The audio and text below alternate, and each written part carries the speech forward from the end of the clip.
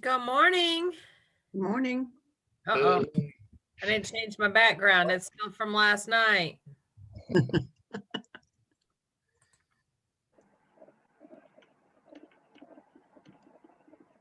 How is everybody? How is what? How are everybody doing this morning? Good. Finishing breakfast. I got it. Yay. Oh, Cheryl's in the car. I know. I'm gonna go show a house. So I'm just saying, hey, real quickly, I wanted to check in and say I'm here. Awesome. I'll figure out that join audio button yet when I do these. So just waiting. Well, I'm gonna be on a terrible sugar high because I met a lady at Long's Bakery this morning to get a big giant stuffed animal for the staging that we did yesterday. And I had to break a 20, which meant I had to go in and get a donut.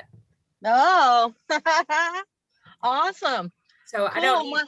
I don't eat sugar. So if I pass out somewhere around 10 o'clock, you'll know what happened. Okay. Well, my client's here and I'm riding with him to go see this house. So okay. Congratulations.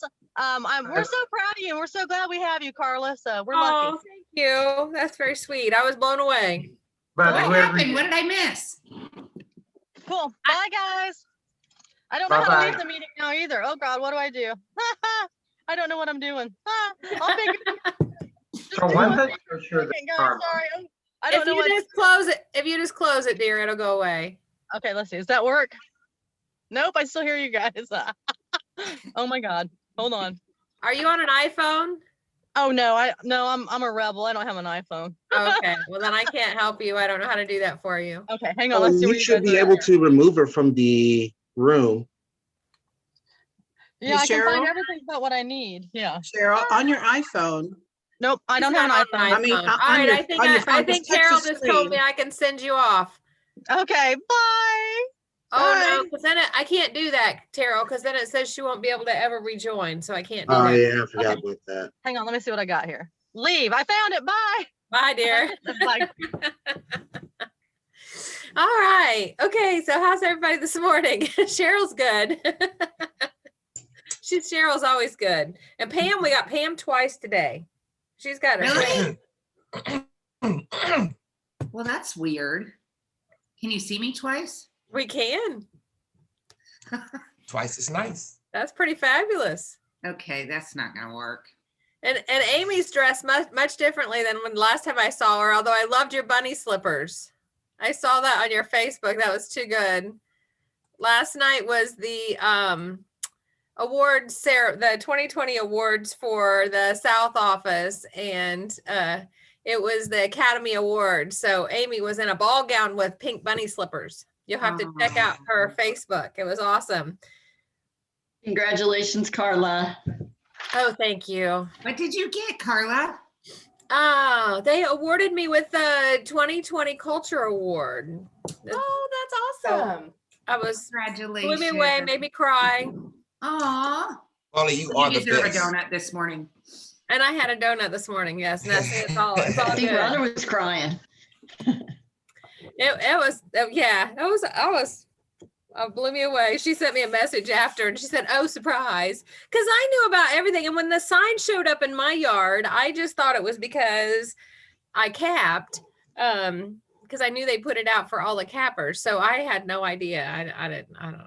Anyways, blew me away. Awesome. It was very sweet. And it means a lot to me because you guys know me well enough to know that the culture is what's most important to me. So, you know, Carl, I wanted to give a speech last night too.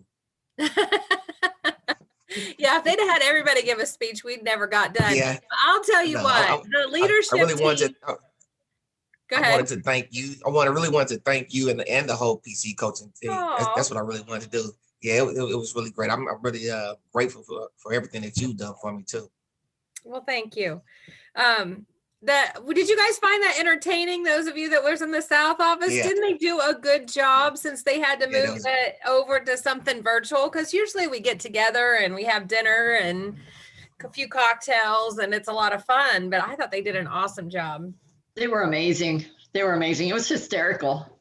So for those of you in the South office, I have a suggestion, and it's just a suggestion, but a thank you note to, the leadership team, Rhonda and Scott, our owners, for going out of their way to make something special for us. Might be a handwritten note to add on your handwritten note list this week. So the other people that blew it out of the park this week, and I don't even know what to think about this, is the poor people in Austin, Texas. I mean, the fact that they managed to give us 3 amazing days with what is going on in Austin right now blows me away. I mean, if you don't know what kind of company you're with, then stop and think about that for a minute, because first of all, they were fortunate that the venue that they picked to do family reunion from was on the same grid as the hospitals. And that's why they weren't subject to the rolling blackouts. That's why we were able to have that. It was just by sure grace of God or whatever you believe in, that's how that worked out. Because there were 50,000 people registered for family reunion, and they managed to pull it off. And I know some people got frustrated because there was some little glitchiness in the platform or whatever, but I mean, to pull that off is just stunning. So, all right. So real quick, everybody raise their hand for me, or if you don't have your video on, then go down in the reactions and raise your hand and tell me, did you do family reunion? Okay. A lot of people. All right. So what I want from everyone that raised their hand and went to family reunion, I want to go through our ahas today. So we'll go ahead and do our normal wins and challenges, but I wanted you guys to be thinking about your one or more than one big aha from family reunion. And then I am going to share a couple of mine that I'd like you guys to consider as you look for action plans. The best thing about going to something like family reunion is, especially this year, is it was inexpensive. But the other thing is it gives us an opportunity to learn something. But if we learn it and we don't put it into action, then it really didn't do much for us, right? So we need to be able to put an action item in place that makes the time and the money that we spent, worthwhile. So that's what we're going to work on today. But and then I have a surprise for you guys at the end of the day that I'm very excited. Huh? Long donuts. Long donuts. No, I didn't get. You know what? I promise you that if we were all getting together, I would have absolutely gotten you all Long's donuts. Then we could have all had a sugar high together, and we could have all been in a coma by 10 together. I'm hoping the coffee offsets the sugar. You make friends with Long's Donuts. I love Long's donuts. They just melt in your mouth. I only had 3 of the little donut holes, but they were really good. Okay, who wants to give me a win and a challenge? Or a challenge? I can. Good morning, Keisha. Good morning. So I think maybe, I guess my challenge is I have to do my inspection response, and I kind of struggle with that a little bit, but it's because it was the way it was taught to me. So I had to talk to the listing agent and go over things, and I was like, oh, I get that. So that was a challenge, a little bit. It's like I knew how to do it, but whoever taught me did not teach me the full right way. They taught me half right, I guess you could say. Well, let me tell you this. So in March, and I guess it's a little late for you this time, but hopefully it'll be better. In March, I have 2 different workshops about inspections. I have inspectors coming in, and they are going to walk us through all kinds of things. They're going to walk us through when we show our buyers our homes, what we can be looking for to identify if there are potential issues that we need to, point out to our buyers before they make an offer. And then we're going to have a second session where we're going to actually do some inspection responses together. And we're going to go through a porch report, because you guys have an awesome tool that is porch. And I realized yesterday that most of you don't know about porch. So we're going to do that as well. So that's coming up for us in March. So Lakeisha, I'm sorry that it was a struggle this week, but hopefully after the next couple of PC workshops, it'll make that a little bit better. Yeah, I definitely learned. I mean, she was like, you got it right. Why did you do it like this? I was like, because I was taught how to do it. I was like, it makes sense to do it the way I was thinking, but you live and you learn. So I definitely learned a lot. So I can tell you, I love family reunion. It was so good. It was my first year doing it, but I have an aha. Well, I have a couple, but I'll tell you this one. So Gary Keller was talking about mastery, and basically like pick a lane. So it made me think about what I could do. So last year I was like, okay, every day I'm gonna pick something to do, and then I'll just read about it, go over it. I mean, I've only been I don't know, I have, everybody don't know, but I only been in real estate for about 2.5 years or so. So I'm still learning so much. And when I looked at that, I was like, oh man, this is something that I hadn't thought about. I didn't know it's just so much in real estate. So I'm just going to pick something every month and do it and learn about it and do it. I love that.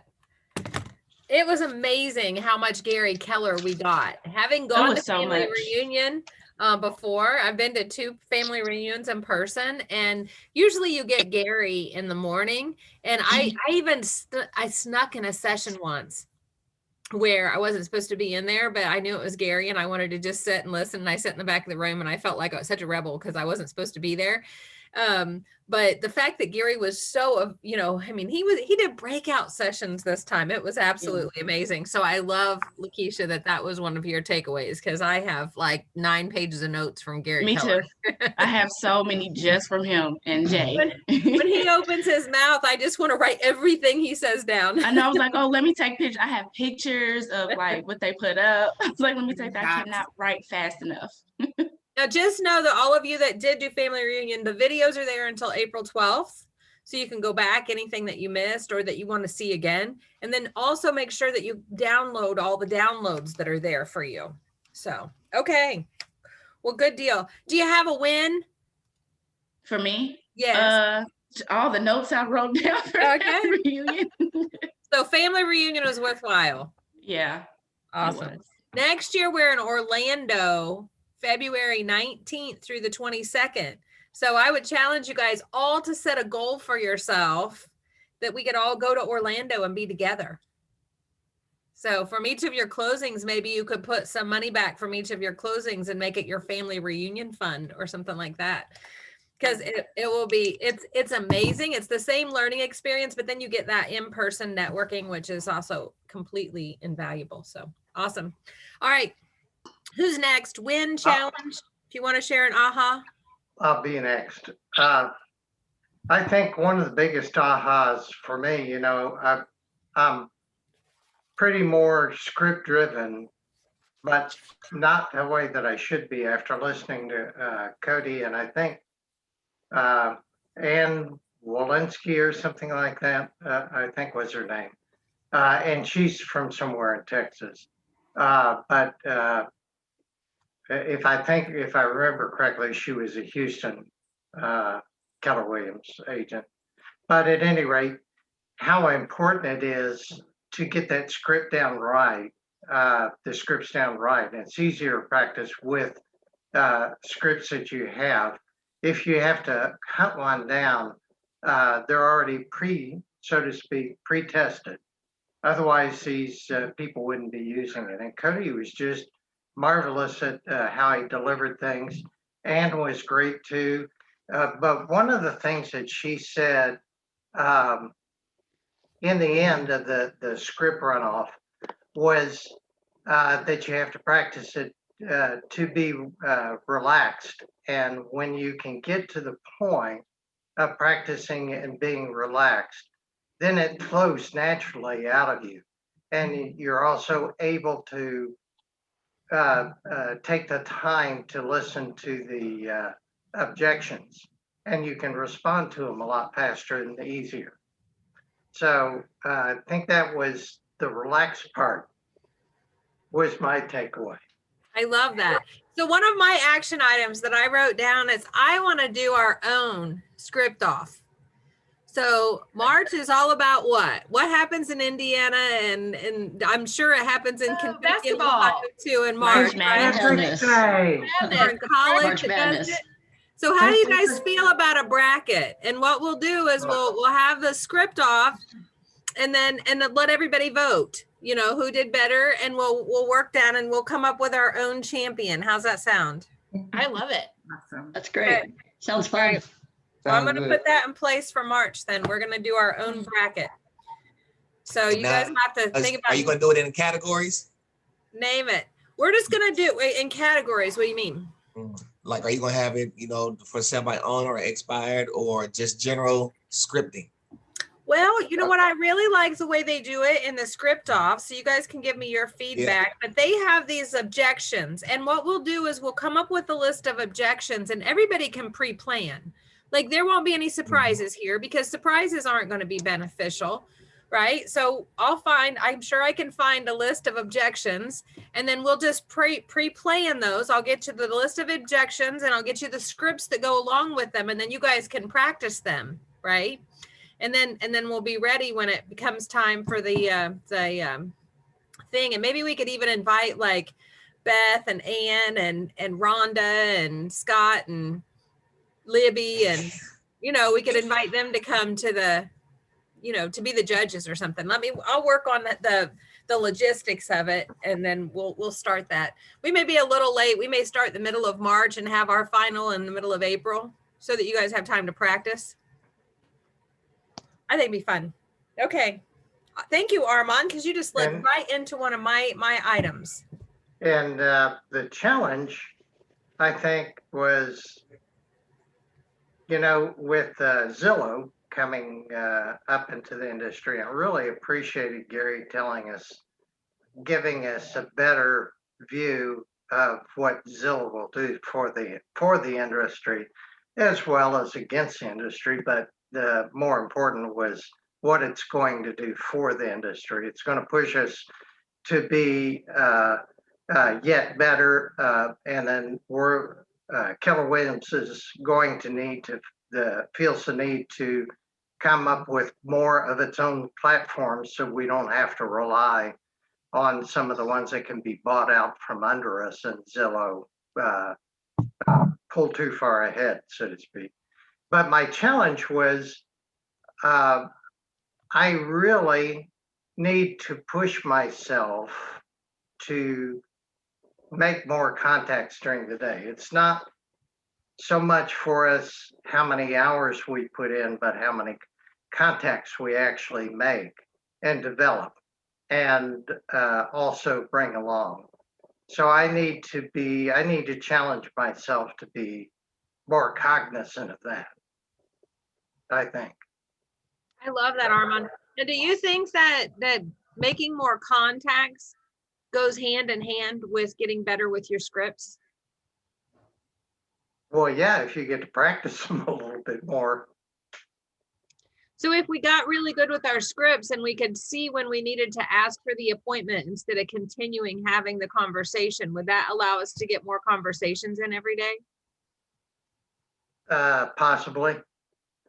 I don't know if that's totally the answer, but because a lot of times it's a matter of getting a hold of the person and they've already relisted or they've already talked to somebody else. But I mean, cognizant in the sense that it needs to be the top priority of your day. I don't know how we can do that because with certain things, like for instance, expired, the earlier you start making phone calls, and of course we have a time where we can't make phone calls. You supposedly can't start until 9, but if you could start earlier, then it's the priority over everything. And I'm going to have to figure out how I can do that. I mean, I know the tools. You've given us the tools to do it. It's just I need to put everything in the correct order to actually getting it done. So that's So- my So somebody tell me, tell Armand, what is the best way to make lead generation the priority? Time block. Get on your calendar. Well, I already do Yes. that. I don't stick with my time block. But see, we got to put it in our calendar as an appointment and we have to commit to it. So we have to figure out what would be the most, Armand, what would be the most important appointment that you could ever have in your calendar that you would never, ever move for anything? Listing appointment. A listing appointment. Can we assume that our lead generation is as important or more important than our listing appointment? Because without our lead generation, we can't have a listing appointment. Well, it's probably a toss-up between the two, but I would probably, after the reunion, I think I would put the listing just as slight edge above the lead generation. And if you don't lead generate, how are you going to get a listing appointment? I know what your argument is, but you have far more lead generation hours than you do listing appointments. But when you make your listing appointment, right, don't you just not put it? What if you had 2 listing appointments? If you already had a listing appointment on your calendar for, say, Then 10 you can o'clock. make up your lead generation, but the listing appointments, if you don't go on them, you're not going to have listings. Who's in charge of scheduling the listing appointment, what time it gets scheduled? You. Myself. So how does that supersede lead generation time? Do we just not schedule our listing appointments in the middle of our lead generation time? Well, you can try to schedule them for other times, but there are some times that it's going to be at the. But what happens on our calendar if we have to move it? If we have to erase, what do we have to do? Shift everything else. We But have to you still have replace. your lead generation first. So you just have to make sure I love it. It's a great conversation, Armand. It's a conversation we have to have for a long time. And once we have it with ourselves enough, then it becomes, do you know that success is really about having habits, right? It's about having good habits. People who are successful have really good habits. So look at yourself and ask yourself, do I have good habits around lead generation? And if not, do you guys, anybody read The One Thing? Does anybody know how many days it takes to create a habit? 40 days. No, it's a little bit more than that. I'll give you a 60 hint. days. Marty Miller knows how many it is. 66. 66. So yeah, so just, you have to give yourself a little bit of grace, but understand that in 66 days, after you've done this 66 days in a row, it becomes natural. It becomes part of who you are. It becomes part of your daily routine. So you can actually go online and print, maybe I need to add that to the PC library, a 66-day grid, and you can just mark off every day that you have been successful in your 66 days, and you're going to know when you're getting close to, my gosh, this is a habit, right? There are books like, has anybody read Atomic Habits? Nope. Amy has. Amy's read them all. I could name off all the books and then Amy could add 10 more that I haven't read. That was another thing that was a Gary thing, right? Did you guys hear Gary and Jay Papazan talk about how many times you need to read this book? How many times did they say? I don't remember how many times, but I know they said a lot to go back and refresh. Okay. 11. I counted up. I'm happy to say I'm 2 over the recommended number. Yeah. 11 times. They say you need to read this book 11 times. And now you can listen to the podcast too. Oh, you definitely need to be listening to Think Like a CEO. And if you haven't done it, I haven't started the new season, but go all the way back to season 1. If you listen to the Think Like a CEO podcast and start with season 1, you are going to understand so much more about this amazing company and family that you're a part of. And how What platform is the podcast on? all of them. All of them. Okay. Apple, Yeah. Spotify, Google. Because I think I looked on the Pandora one time and I couldn't find it. I found it under something else, but I couldn't remember. I'll do it again. I don't know. I use the podcast app, so I don't know what that is, what that's attached to. Okay. For those And of you Miss that Carla? don't know, that do podcasts and don't have either one of these on your list, there are two of them. And one of them is Everything Life in Real Estate. And I promise you that Dana Gentry and Linda McKissick's Monday are going to have some amazing family reunion takeaways as well. So I would highly, highly recommend Everything Life and Real Estate. Like And Amber. then Think Like a CEO podcast. Miss Carla, Yes. can I mention this? I like the diversity and inclusion that Gary had on, was it the last day? I love that one. I just want to make sure I mention that. I like how he addressed a lot of things that I feel like he should address, in my opinion. And I like the fact that he took ownership in a lot of things that he didn't know.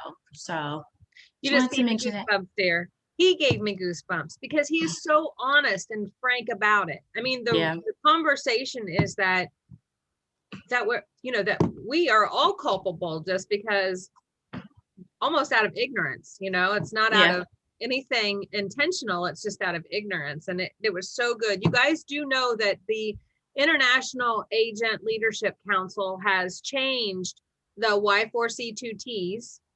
And in the T's, now it's TES, T's. There's an E in there now because they The added equality. for equality, they added an E, and they created a task force. And even after the Gary, if you went a little bit further, there was another breakout session, and go back and watch that, where the equity task force did a little breakout session on things that you could do to make sure that in your community and in your relationships with people that you're having that. I can tell you it went all the way to when we signed in and when we registered for family reunion and we picked our pronoun. I mean, that I cried that day when I saw that, and I realized I was part of a company that did that. I got teary when he spoke because it's so important to me, and it's very hard to find, middle-aged white men who really get on board. So it was pretty fantastic. And if you think about it, he's trying to figure it out. Like, he's not saying he's got all the answers. He's just saying we've got to all get together and look for the answers. We all are. I mean, I've personally been studying it for 5 or 6 years, social equity, and I'll be figuring it out till I die.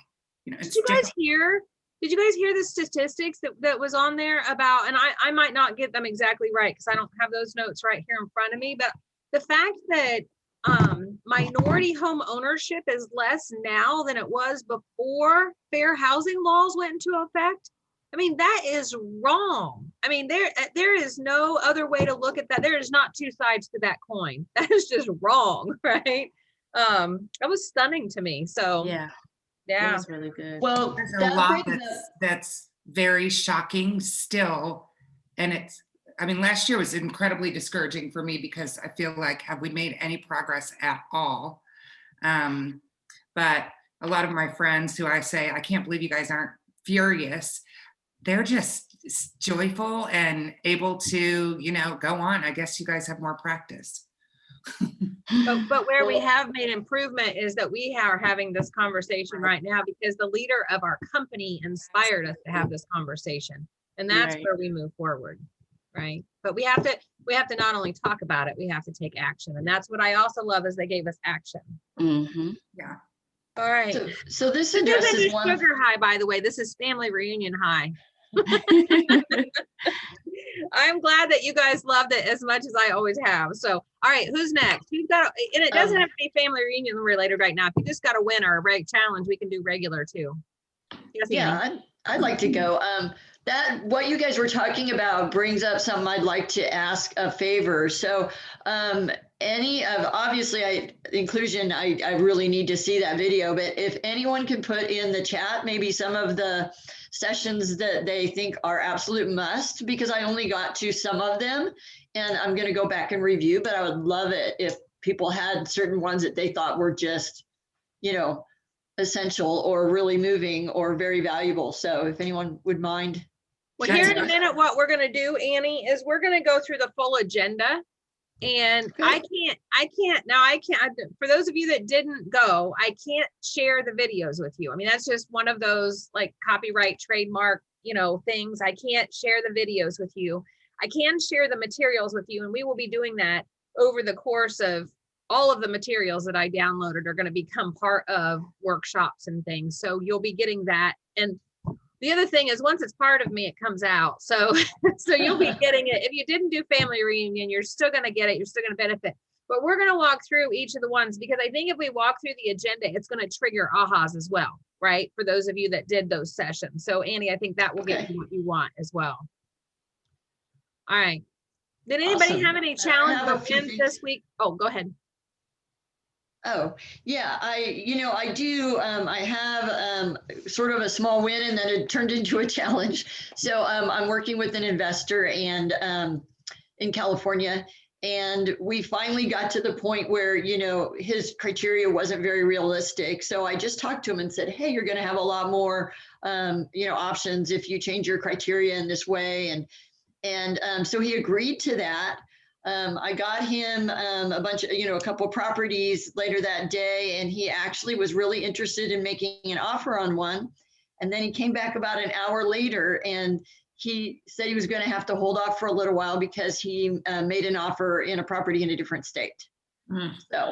So, I mean, that was nothing. It's not like a bad thing. He said he's definitely interested, and he's now even more interested and fired up, but he just has to wait until that closes, and then he'll get back with me, or I'll get back with him. So that was it was a good process. And then my aha from family reunion was, I saw that Gary talked a lot about like unique value, unique insights, unique access, and, finding, your own unique value. So that gave me a lot to think about. How can I be unique in the market in order to, make myself valuable to people out there? And me being so new, I was kind of like going, oh, wow. Oh, that's it. I was writing everything down. So I was a little bit overwhelmed. I mean, not overwhelmed, but overwhelmed in a good way with all the information. But that's kind of what stuck most in my head. Well, Annie, I have to tell you that feeling does not have anything to do with being new. Okay. Because I feel that way every time. I mean, every time. Family reunion and mega camp just blow me away. The masterminds do too, but the amount of information that comes in at family reunion and mega camp is stunning. That's why we do this, right? Because we have to synthesize it a little bit. First time I came back with, I'm not kidding you, I went back and looked. I had 87 things I planned to do after my first family reunion. Yes. Yeah. I think I did about 6 of the 87 things, right? Well, immediately. And the rest of them, some of them were like, oh my gosh, I forgot about that idea. I need to talk about that, right? Because there is so much, right? But it brought me a lot of new excitement, and I have a new plan, as Armand was talking, I mean, I've been time blocking, but I haven't been sticking to it. So I have a new excitement and a new plan to do that. So, and I'm going to be real specific, and, I've said that before, but it's got to happen. So I'm going to make some changes. That's awesome. You can on the investor thing, I want to comment on that. So there are a few of you that are working with investors, and here's the one thing that we have to remember about investors. We have to educate them as well, especially when you have an investor coming from California. So you've done an awesome job of learning the market, because I remember when he very first called you and we talked about learning the market. Yeah. But Annie, look where you are now, right? You have learned the market so much so that you can educate him on the market, and you have him excited, right? Yes. So Yeah. you have to know that you just not only did you create a skill for yourself, but you are adding value, unique value, and a unique insight to him that he wasn't getting from anywhere else. Because I promise you that you weren't the first Indiana agent that he's come in contact with. Mm-hmm. I highly doubt that he came into Indiana and you were the very first agent that he got connected with. What happened was he came in and got connected with other agents who just dumped him off MLS listings like you and I talked about when you very first started, and didn't take the time to understand the market and his investment criteria so that you could get him the right properties that would get him excited. So don't shortchange yourself, Annie. You are giving unique value and insights. Part of being unique in our value and unique in our insights and unique in our delivery is identifying what it is that we do, right? And who we are. And, you know, we don't compare to other people, but we can always know that. What's one way we could find out if our customer is getting value? Ask them. X. Do you guys remember in Becky's listing presentation that we've gone through? There are the videos out there for you. What does she ask in the very beginning? What do you need from me? What would it take for this to be a 10+ experience for you? Right? Tell me one more thing that it would take for this to be a 10+ experience for you. Does the word unique mean that we don't have to have a one size fits all, but we have to figure out what our client needs to be unique, right? So we need, what do we need to do in order to be able to figure out what our client needs to be unique? What do we need to get really good at? Asking questions. Asking questions. Yes. And listening to the answers. Yeah. And listening to the answers comes all the way back. Look how this all intertwines together, because this goes all the way back to what Armand was talking about. What happens when we get good with our scripts?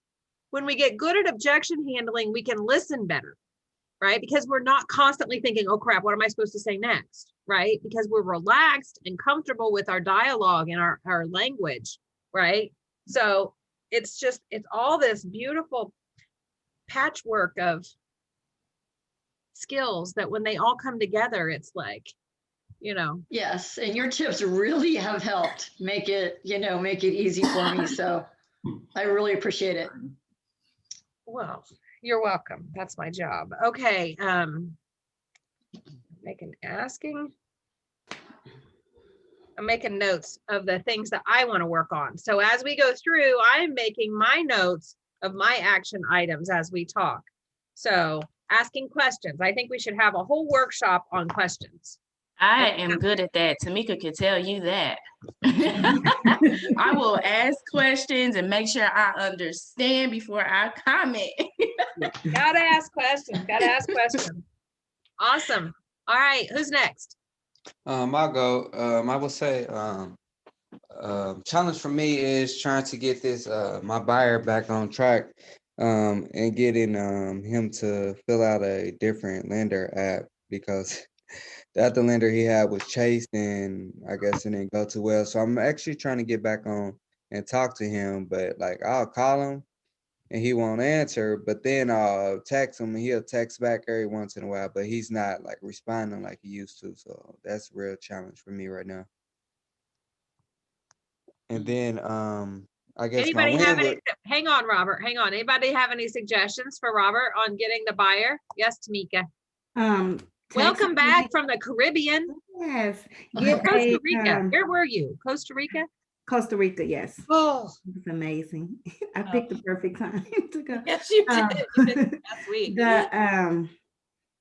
If you have another lender information with the link, you can text them a link to apply for another lender. I text the links all the time, and a lot of people will apply for the link. And just explain to them that Chase is a harder bank to get approved for. Some of the other mortgage companies would be a lot easier with their approval process. So it will be just easier, and just send a link and contact information, and then tell him to let you know when he filled out the application so you can follow up. All right, two things. Which is the lender that's going to be the easiest to send a link to and get him in? Keller Mortgage. Keller Mortgage.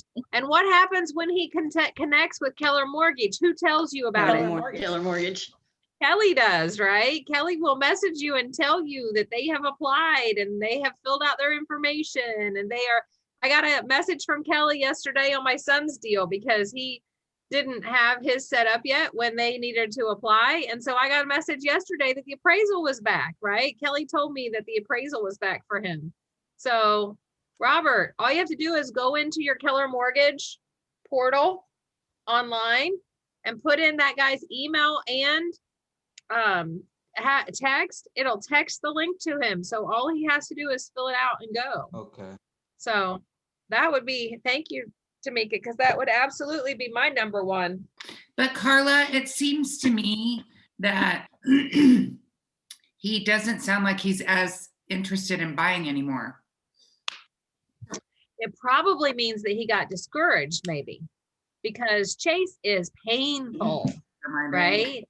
So Robert, you just gotta let him know this isn't easy. Here's an easy button for you. I know Chase was really painful and you're disappointed, but you know, here's an easy button for you. And then what do we do? What we just talked about a minute ago? When we finally get him to respond, what do we do? Do we tell him or do we ask him? What would it take for you to feel more comfortable, right? What would it take for you to want to move forward? And it might not even be that, it can be something else. A lot of times people are going through other things that we don't know what they're going through. So if they're not responding, it might not even be you or the mortgage situation. Just keep, don't keep staying in contact. Just, is everything okay? Did you need anything? Can I help you with anything? That type of situation, because it could be something totally different. They can be working other hours or something can be wrong with their family. I have noticed that, and I have experienced that sometimes when someone's not responding, it's something else wrong. So let me understand. You're saying don't automatically assume Yes. that it's you. Yes. You know what? I'm going to tell you guys something, and I just know that I don't mean this to be mean, and you guys are all super important to me. So I'm going to preface what I'm getting ready to say by that. You guys are super, super important to me, but you're not super, super important to everyone. And if I am so sorry to break that to you, but the truth of the matter is there's probably a good chance, Robert, that he's not even thinking about you. He's not thinking about buying a house right now because Tamika's exactly right. Something else has probably happened in his life, right? Whatever that might be. It could have been, I don't know, 12 inches of snow. Yeah. And maybe that turned his life upside down. We don't know, that had an effect on lots of people. I got a U-Haul stuck on Sherman Drive yesterday. No fun. It could be his car stuck in a snowdrift, Robert. You just don't know. Yeah, I'm actually. I would say Robert with the buyer. Like, it's sorry all about that, Jay. relationship. Jay, repeat that, Jay. No, I would just say it's all about the relationship you're building with him or with your client, so you'll know exactly what's going on. So just like Tamika is saying, once you build that relationship with your client, you'll know what's either going on with them to really figure out what it is, what the situation is. So it's the same thing like that. Yeah, I have the same thing. You should put a note on their phone that says, "Did I ask a question?" Right? You should make sure that in every conversation that you have, you ask questions, right? Did I ask a question? Yeah, I have the same thing going on with the buyer right now with mine. He hasn't.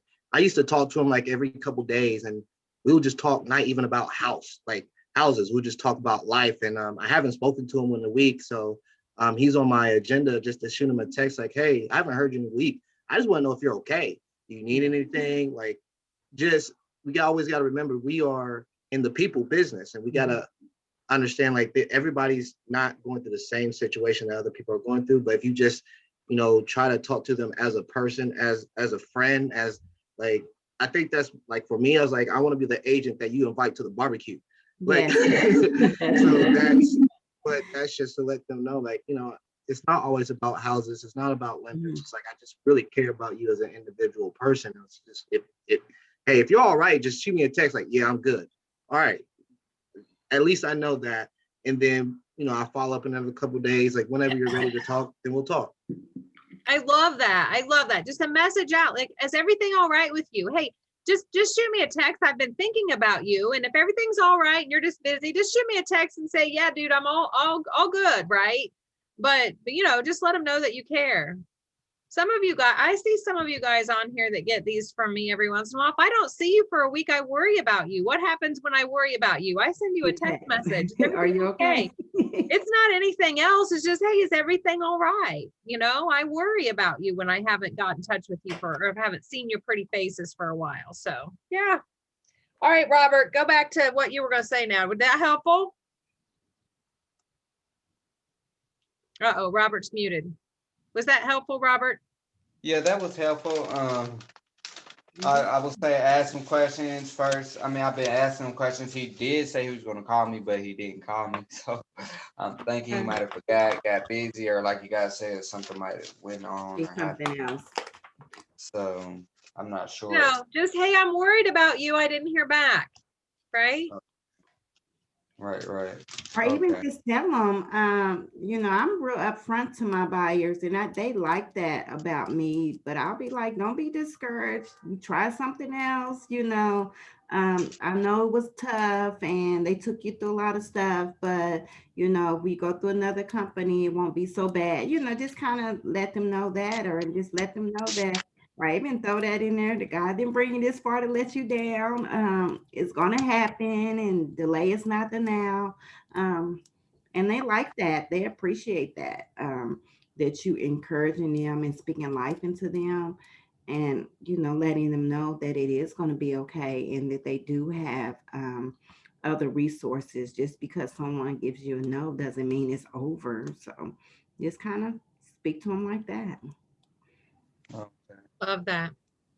All right, Robert, anything else? Do you have any family reunion ahas?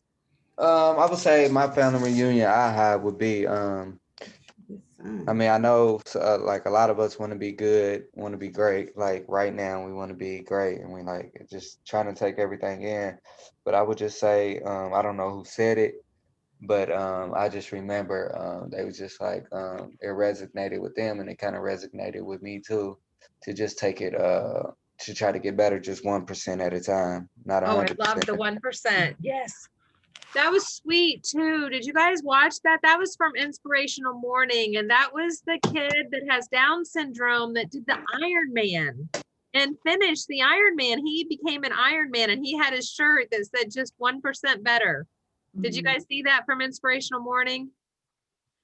Oh, Inspirational Morning was Thursday morning, and that's my very favorite thing, because that is nothing but Keller Williams culture. So yes, Robert, Yeah, thank you. 1% 1% was better. really cool. Yeah, that was really nice. So what happens if every day you made yourself 1% better? What's the future look like? I'll have my In Beyonce 30 life. days, in 30 days, you'd be 30% better. Right. Yeah, in 90 days, you'd be 90% better, almost twice better. I mean, if you were twice better, Armand, what would we do? I don't know what I would do.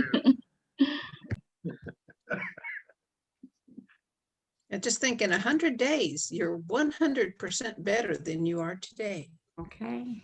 Absolutely. Isn't that exciting? Right? I promise you, in 66 days, it'll all go faster. So if you start 1% better for 66 days, when you get to the 66th day, I bet the 1% accelerates, right? I bet it starts building on itself. Remember, slowly, then suddenly, right? Yes. Is that what happened to you, Carla? What? You I'm got still to working on the 66 1% part. days of your career and you just took off. I did. Oh, and I got to tell you this really quickly. Go back if you haven't, and I will resend it. Christy Williams was my very first PC agent of the month. I actually didn't have the privilege of coaching Christy. She was coached through Becky, but she was the South Office. She was the South Office 2020 Rookie of the Year. 2020 was her very first full year in business. She was also #1 in gross volume. She earned $287,099 in gross commission income in her first full year. Now she got her license in, like, I can't remember, but in the spring of 2019, and did not have any sales for like 6 months or longer, right? Completely. You guys have to go back and watch her video that I did with her, my interview with her, because Christy Williams, she was Rookie of the Year last night and also #1 in gross commission income for the entire year. Right? Can we see that video? Yeah, she Where can- rocks. I'll resend the link today. Okay. That was very inspirational too. So Mhm.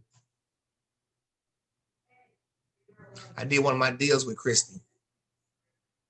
And she's just a doll too. She was she's dual really- career. I mean, you guys got to watch the video. She was dual career and she made a leap of faith. You know, it takes courage to make a leap of faith. And she exercised the courage and made a leap of faith after she had one transaction and quit her job. Fear will motivate you. Yeah, absolutely. And need and necessity and all kinds of things, right? Anything you weren't willing to do, like put lead generation on your calendar and then honor it. All of a sudden, if that's what it takes for you to eat, you're going to do it, right? It's going to be different. That's the best motivator there is. Hey, Carla, when we were at my closing, she was telling me that whole story about what she did and then how she transitioned into real estate. And kind of it's her and another lady that I did a deal with. And they kind of stuck out to me as like, man, when I do take that extra step, a leap of faith, they always come to mind like, man, if they can do it, I can probably do it too. So What did she they did do kind of, different, Jay? huh? I said, what did they do different that when you was talking to them? It's just the faith that they had in, really truthfully, the faith they had in themselves and Keller Williams and just moving forward. And when she told me that, we were at the at my client's table doing a mobile signing, and she was just telling me about that whole story. And I stepped back after it was over with, and I looked at her and I was like, man, if she can do it, I was like, man, I know I can do it. And then a few weeks later, I had another closing, and another lady, she said the exact same thing. She was like, I've been a teacher for so many years, and I've been doing this for maybe a year and a half, and I just quit my job. I was like, man, I can probably quit my job too. So Chrissy is, that was really inspiring with all the numbers last night they did at the award ceremony. That really did inspire me to be like, you know what? I'm quitting my job today. It just takes courage, right? Yeah, it takes courage. I'm getting there. Last night really made me feel like I can really do this. By the way, in case you guys didn't know, Jay was the PC Agent Rising Star. So that was his award that went into the yard. That's what he got, the Rising Star Award. Because I know where he's headed. Hey, Jay, I just sent you a video. If anybody's never seen it, it's Steve Harvey talking about jumping, and it's fantastic. I'll share it. I've seen it. Yeah, it's awesome. great. I just, like I said, just big ups to the whole KW. Last night really inspired me to change. Even my wife was looking at it. She was like, "Hey, you hear them numbers? You can do that." And it was like, you know what? I can do that. So that was the thing, Robert. I didn't mean to take up too much time. Real quick, one of the quotes from Inspiration, the Inspiration session was from Brene Brown, and it said, "Courage is contagious. Every time we choose courage, we make everyone around us a little better and the world a little, excuse me, and the world a little braver." And I really like that. I wrote that down. That was very cool. I love that. It's amazing. All right, Robert. So you got a win? Do you want to share a win? I would just say my win would be finding time, because I registered for family reunion at the last moment. So I guess I would say just finding time and just, again, we talk about courage. So taking the courage and just going ahead and registering for family reunion and not just getting discouraged. Like, I got too much to do and way too much to do. I don't have time for family reunion. So I was just able to get time for that and learn from family reunion. I love that. For those of you that have access to the videos until April, get the most for your money. I mean, even if it's a matter of Sunday, maybe Sunday you don't have anything else on your calendar, and maybe you plan an hour every Sunday between now and April 12th to watch a video, or just that's just a suggestion, or an evening, maybe, before you go to bed, watch an hour of your videos just to make sure that you get You get what you paid for, right? All right, anybody else? Anybody else have a win, a challenge? Does not have to be family reunion related. And then okay, Miss Okay, Pam. sorry, Terrell. No, you're good. You can be next. Yeah, There's plenty of time. So I loved family reunion and I almost didn't do it. And I told Carla that there was so much to learn from free resources. Did I really need to sign up? And she convinced me that I did. And so it was fantastic. My challenge was that I have been having a hard time getting open houses. The open houses that are available seem to be mostly from the same broker, and they're houses that have been on the market for a really long time. And I don't really want to do open houses at those because nobody comes. And then when I run a list of the Keller Williams agents that have houses and then I offer to like do open houses, a lot of the times I'm not getting responses, which is fine. But so I'm going back to other lead generation. And then my win, I mean, I guess just the whole family reunion. And for me, one of the best breakout sessions other than Gary Keller was Chrissy Maloof. So I did a breakout session on being a solo agent. And Chrissy Maloof is in Denton, Texas, and she I have a lot of experience using social media, and she uses Facebook really well. And so she gave me some really great ideas to be consistent on social media and add value to clients or potential clients so that I become the resource that they think of first when they think of real estate. So, and I have tons of notes on it that I can share. And I have a question. I really want to be in an investing mastermind group or some sort of collaboration group. And is there a way we can figure out if anybody else wants to do that? Why don't a group of us go on meetups? I'm sure you've at least heard of meetups. Mm-hmm. There is, according to Michael Mergel, there's a couple of investing groups that are on there. Why don't we try, 3 or 4 of us try to join, or it can be everybody if you want to, but join one of those investor groups. And then that way we can bring ideas back for each other as well. I think that's a great idea. I have another idea. So have you guys ever heard this, that one of the best ways to get good at something is to teach it? Do you know that that's like the best way to improve your skill on something is to commit to teach it?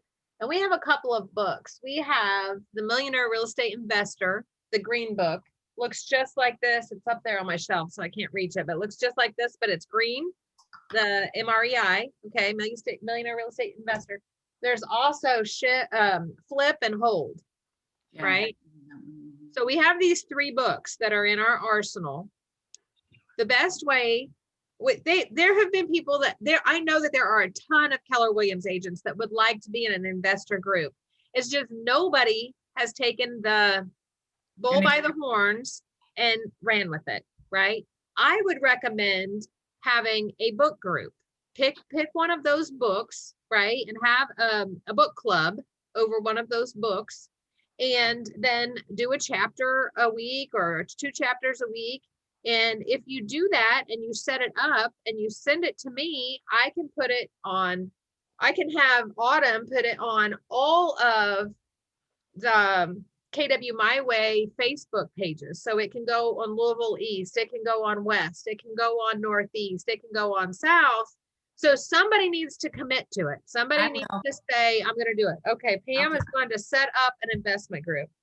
And by the way, the one breakout with Gary and Jay Papasan on investing and building wealth was like mind-blowing. And the PDF notes that go along with it. So the other thing that I wanted to tell everybody for next year is, instead of like looking at all the agents saying, hi, I'm from New Jersey and I'd love to get referrals from you, I just went to the notes tab and like typed all my notes, which is a lot faster for me than writing. And then you can download them. That was fantastic. But Yeah, that whole session was, it still has my head spinning, and just how to master it, and it was cool. Did you go to the one that Jimmy and Linda McKissick did for us in the region on wealth building and passive income? I will get you the video on that too. You know, Thank you. Linda's like the I queen of just did passive one. income, and Jimmy walks through. What is so Oh, great about wait, that video? wait, That was like a month ago. Huh? I did one with Jimmy, and he gave us his phone number. He was awesome. He was live in a room with people, and that was a really good one. So they did this for the region. They own our region, by the way. So Jimmy and Linda McKissick own our region, and they did for us about a month ago. Did anybody else do that one with Jimmy and Linda? It was so good, but he actually chicken scratches on a piece of paper and walked through it, how an investor comes up with their investment criteria. And it is so good in that video. So I'll make sure you guys all have that. It's in I can tell you where it is. If you go to the mykwtraining.com, which is replacing indiemetrotraining.com. So it's mykwtraining.com. And you go to the regional videos, it's there. The guy that I listened to was Jimmy Welch. Okay, that's a different Jimmy. Jimmy McKissick is the one that owns our region. Okay. Okay, I love that. All right, Pam, we're going to talk about this. So I will help you. I will help you start this book club. Okay, so I'm not going to leave you out to the wind, but I love that you're going to jump and take it. I love it. Thank you. And then Armand, I love your idea too. Do you want to bring back to the group like some of those that maybe people want to jump into? Well, I'll have to check and see if I've got something on the days that I'm free to go to meetups. But well, even if you're not free, but you that. find some, if you find some on days that you're not free, send them out to the group, and then maybe That's somebody true. else wants to hop into some of the other ones.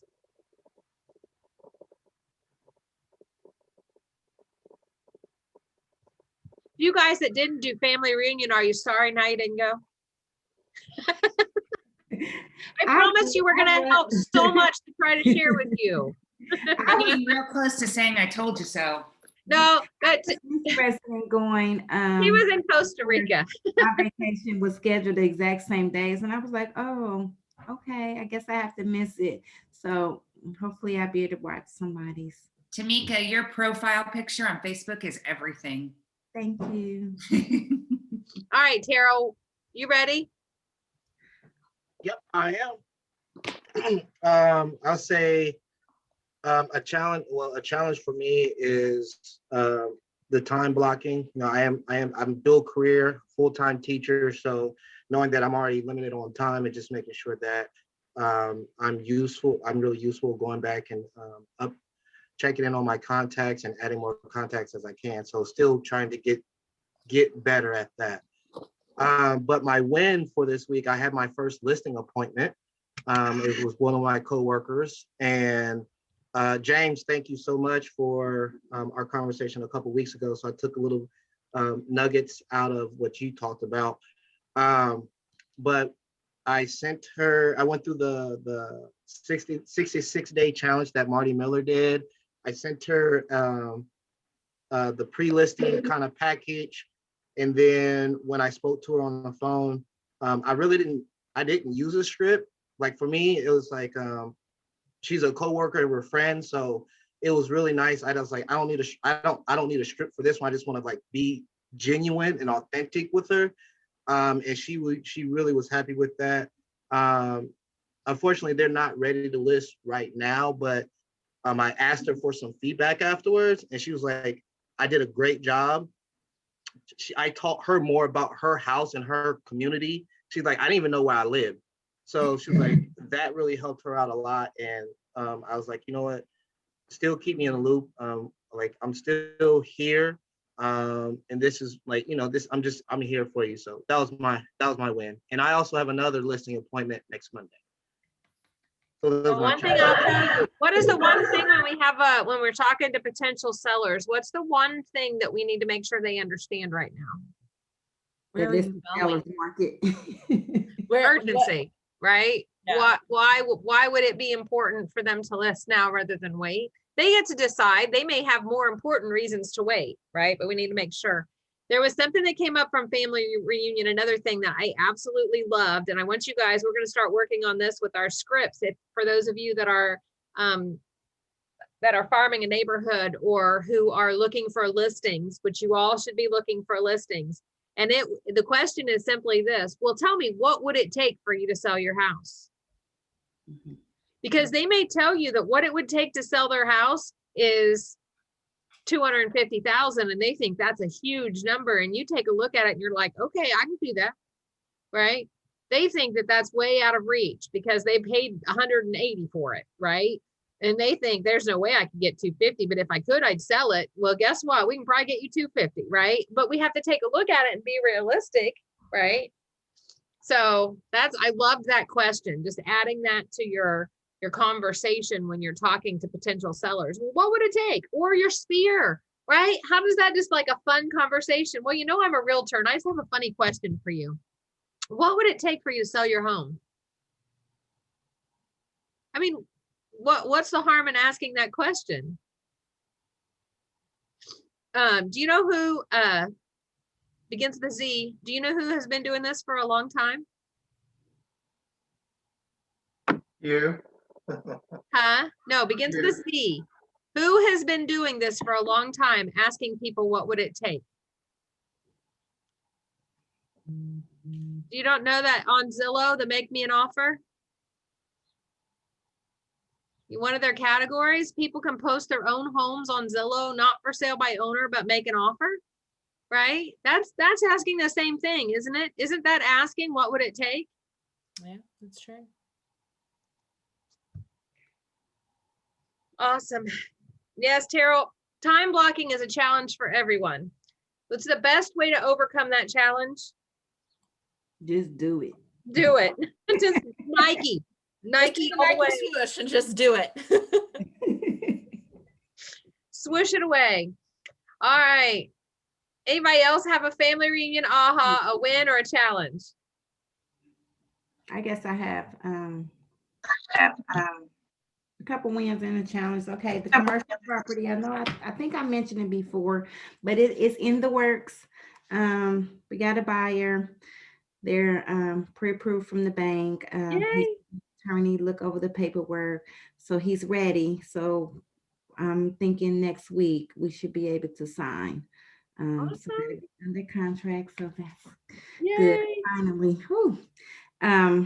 So I've been talking to him and you know, making sure he had all the paperwork to give to the attorney and to the bank. And so he wants the attorney to draw up the documents. So I just have to make sure that they are acceptable. So I'm thinking Monday he'll give me the attorney's information so I can call him, just to make sure we have everything correct. So yeah, that's the challenge for me is I have a big observation visit coming up for my daycare Wednesday.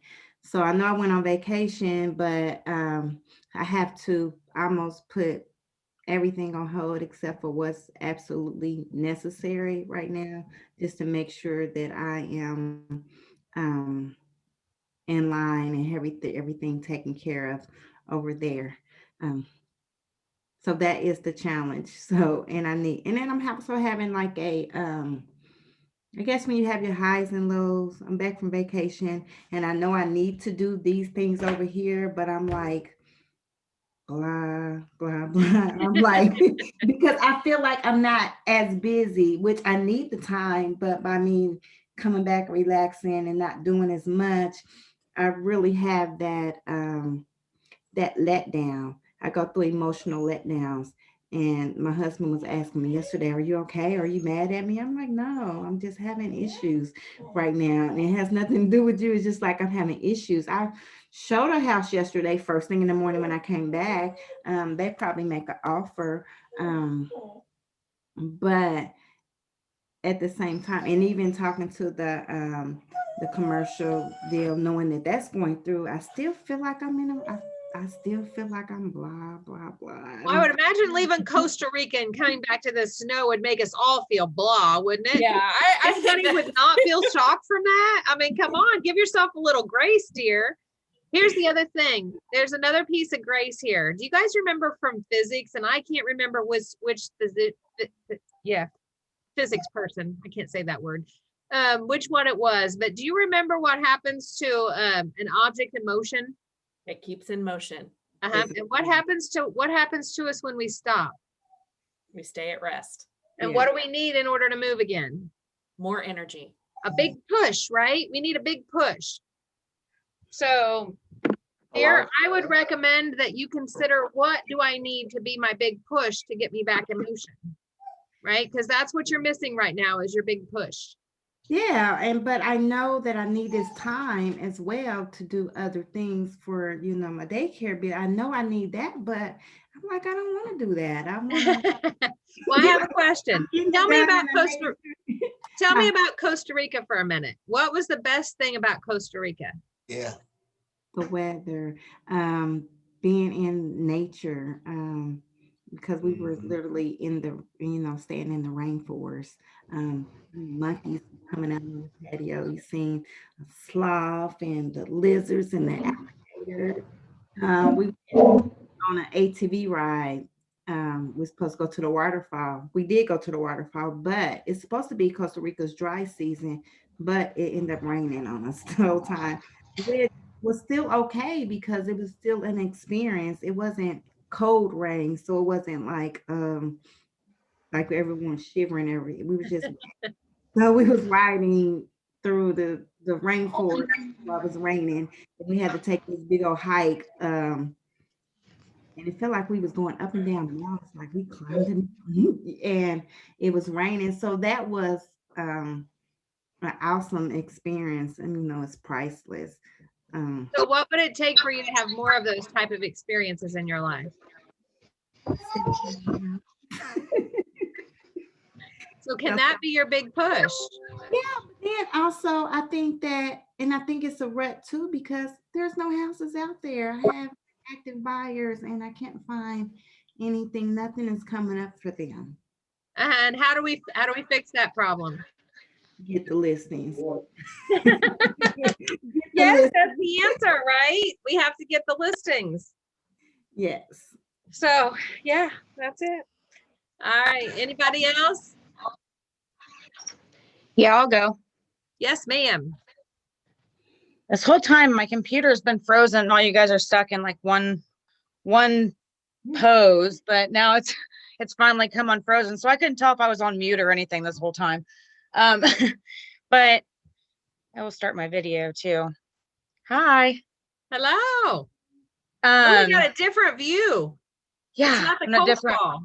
I'm cleaning the house. So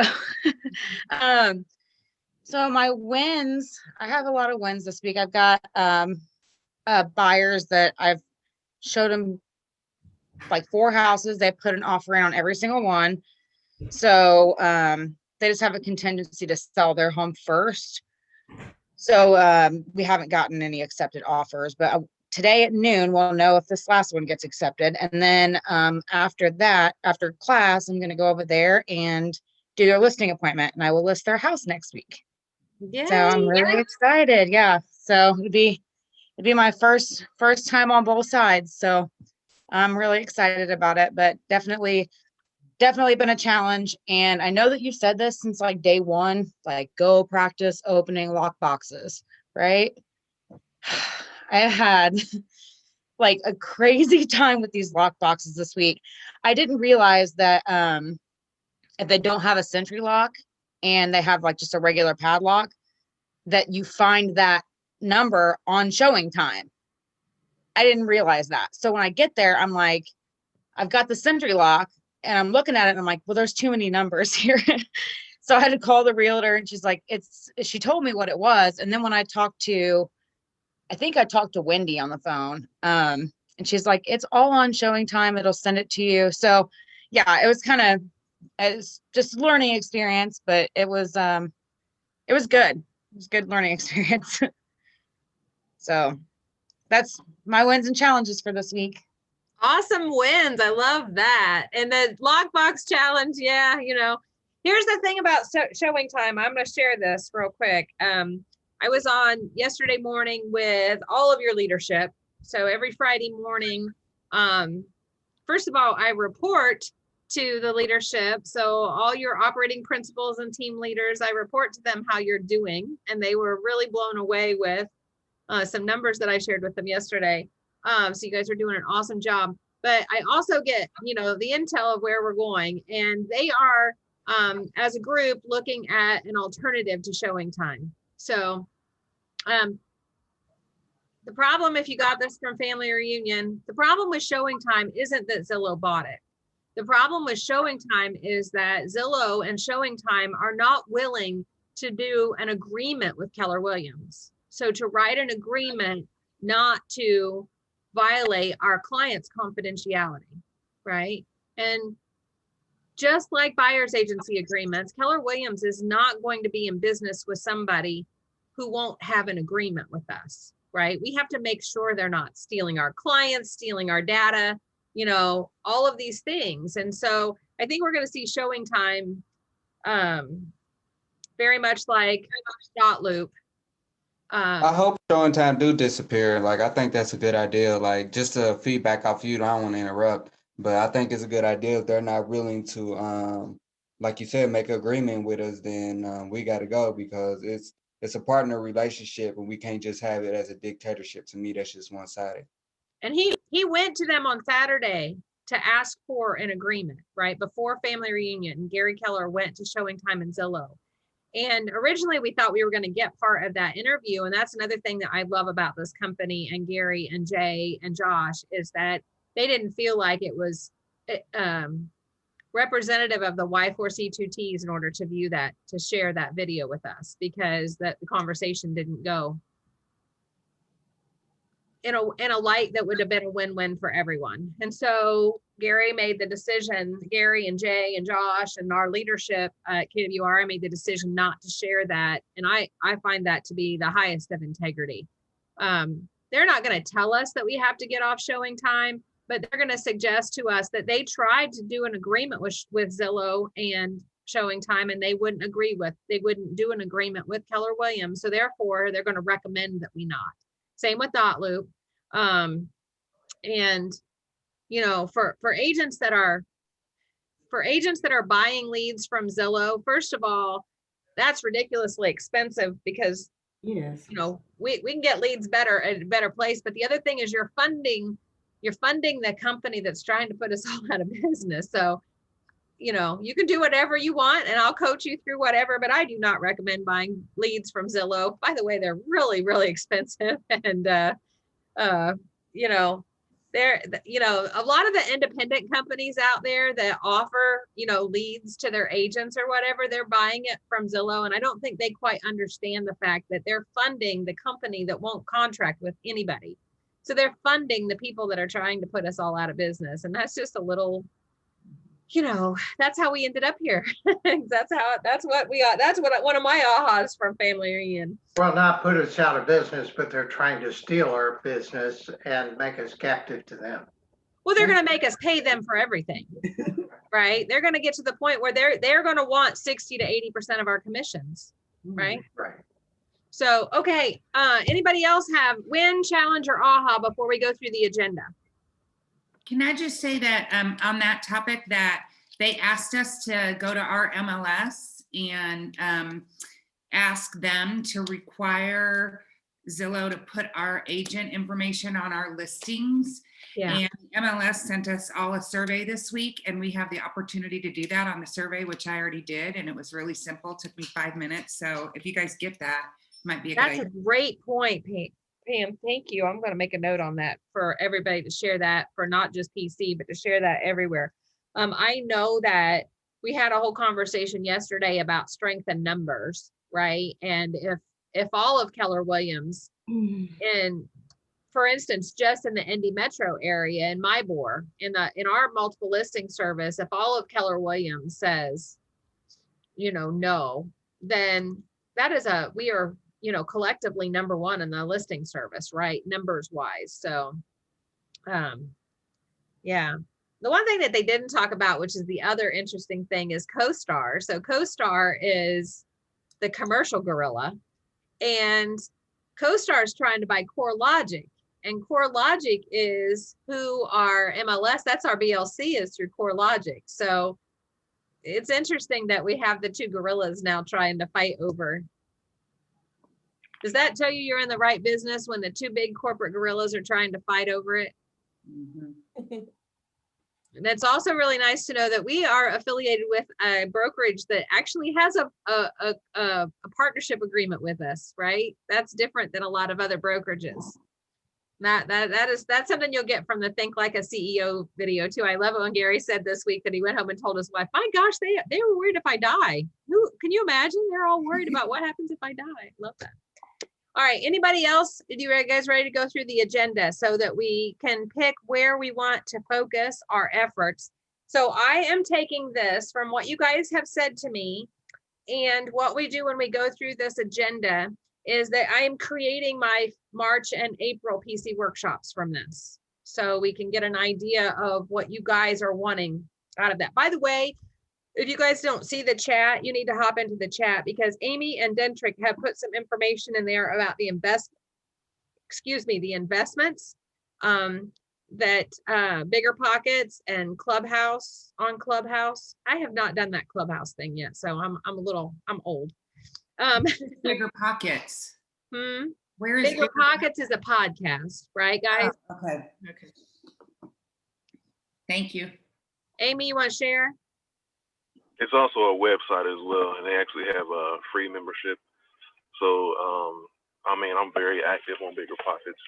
I'm an active investor as well, and I got most of my information from people on Bigger Pockets. I mean, they have forums with answers to all the questions that you can ever imagine about real estate investment, and how to get started, next steps, and things like that too. So, it's supposedly the largest real estate investment website in the world, and I believe that. So, and the Clubhouse is really, really awesome. I mean, it just depends on how you use it. I mean, there's a lot of crap on there too, but there's also active investors, and I mean, you are live asking these people with 20 years of experience in investment questions, and they answer it right there, right there in your face, or where you take notes. Or what I like to do, I just like to sit back and sit in the rooms and just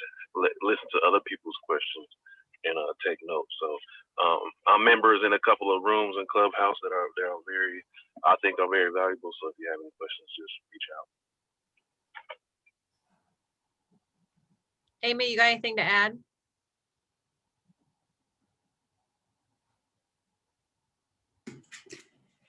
Nope, exactly what he said. On Clubhouse, I have a couple of invites. If anybody's not on there and they want to, you have to have an invite to get on as of now. But there are a lot of real good mastermind groups for marketing, for investing. Like he said, there is a lot of crap on there. So if you avoid those rooms, but if you kind of want if you want an invite, then I'll send it to you, and I can send you links to a couple of the different rooms on there that are really good that I found. I Just would love throw that, please. throw that into the chat. That you can message just Amy, and you can just put that in the chat, or you can put it in for everyone, and she'll grab that. Awesome. All right, I'm gonna share my screen, and let's just run through this agenda real quick. And if something pops out to you guys that either did attend and you want to come back and visit something that's in there, or if you didn't attend family reunion and you're like, "Ooh, I want to know more about that," then I can put that on my list, and we will work on that. Okay, so we're just going to run through this really quick. State of the company, or the vision speech. I am going to come back to you if we have time here in a little bit, and just I can run you through those slides. I can't do nearly as well as Jay and Gary and Josh and Jason, but I can walk you through them a little bit. State of your company, just know that is coming in March, and I think everybody is going to have access to that this time, because they did not actually end up doing that a family reunion. So watch for that in March, and I'll make sure that it's on your at a glance so you know when that is.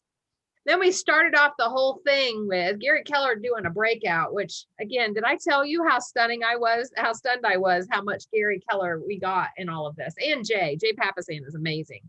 So they talked about the 5 choices of operational leverage.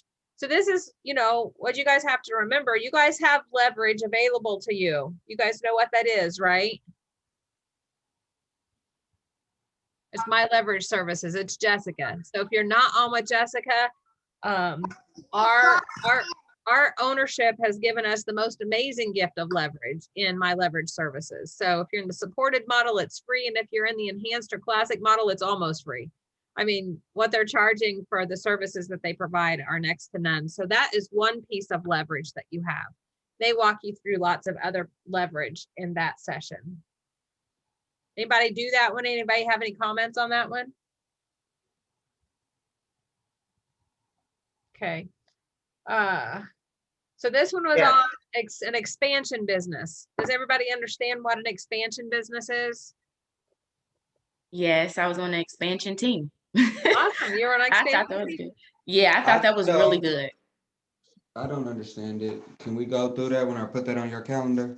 Yeah, well, an expansion, I would highly recommend, Robert, that you go back and watch the video of this one first, okay? I'm probably not going to do a workshop on an expansion business, but I can definitely give you lots of resources for that. An expansion business is where, let's say, Robert, you build a really good scalable business here, and you find an agent in, I don't know, Columbus, Ohio. And you would like to take everything that you do and they take it over, they take it there and they do it there as well. And then that becomes an expansion of your business and they're in a different market center. So Ben Kenny is a really good example of an expansion business. I don't even know where all he is. Lakeisha, what's the name? Were you in the I was on group? I was on the Hergenrother group. It was huge. And I think they have like 26 cities. So it was pretty cool to see. So they have all their systems and models and tools, and then they take them into another market center. And so it's an expansion of the main team. And so, but here's the thing, if you were in Family Reunion, there's a lot of good nuggets in here, even if you're not an expansion business, because in order to be an expansion business, you have to have good systems and models in place. So that's a good place to go for that. Run lean and succeed with a small sales team.